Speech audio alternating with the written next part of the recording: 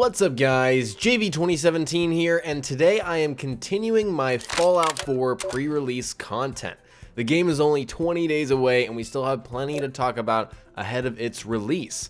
Just a quick reminder, this is your #1 hub for Fallout 4 content here on YouTube, so make sure to subscribe if you haven't already and stay tuned on my channel now and when the game comes out on November 10th. Today, our focus is on one of the most important aspects of character building and customization in Fallout 4, and that is the perk system.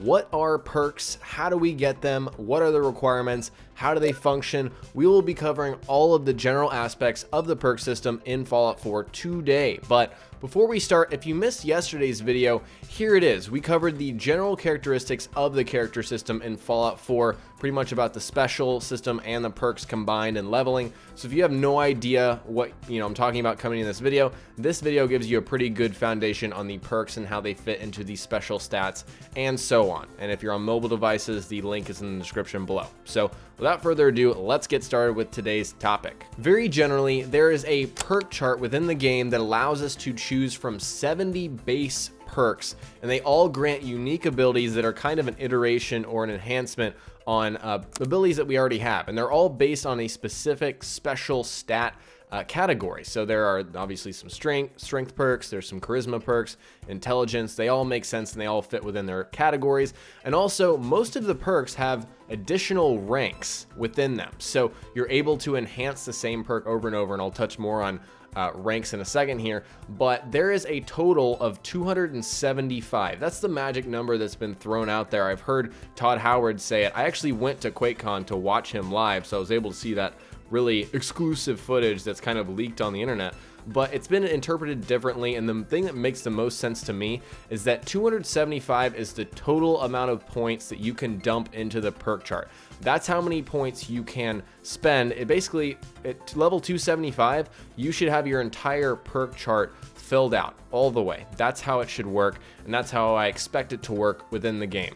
And that's just a very general overview of perks. Now let's talk about the specific requirements for these perks. How do we unlock them? So all of the perks that are located on the perk chart in the game are locked under a specific special stat category. They're kind of locked under that column. So for example, if I want Iron Fist, which is the strength 1 perk, I need to have that certain amount of strength in that column. So they are specific to their column category. You need to have that required special stat value in order to unlock the base version of that perk. And this is important, keep this in mind. There's no level requirement for base perks, just the special stats. So if you walk out of the vault, like Todd Howard said, with 10 charisma, you could get the base version of intimidation immediately. So just kind of reiterating on yesterday, we have 28 points at the very start of the game to allocate, but there are ways to get more special points and dump more into your special categories. And that brings us to perk training. And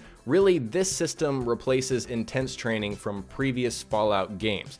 And what you're doing with perk training is you're raising that specific special stat category by 1 point with your level up points. So in Fallout 4, of course, when you level up, you get 1 point to spend. You can either spend that on a perk or you can spend it on a special training, one of these categories. So for example, if I only had 5 strength and I wanted strong back, I'd have to spend 1 point in strength training, and that would unlock the ability to get strong back. But of course, I would have to spend another level up point on strong back to actually get that base perk. So once you have spent that initial point on the base perk, that's when perk ranks come in. And so most of the perks in the game, actually, from what I've seen in Bethesda's official character system video where Todd Howard brings you through the perk chart, I've seen that most of the perks that he highlighted have additional ranks, and each one of those ranks costs 1 point. So it's quite an investment to go all the way and rank up some of these perks. Some of them have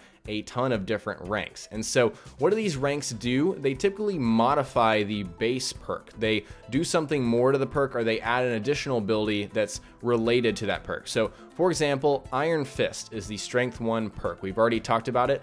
The rank 5 of Iron Fist is actually Paralyzing Palm, which is a very powerful melee ability from previous Fallout games, and I believe it works in a very similar way.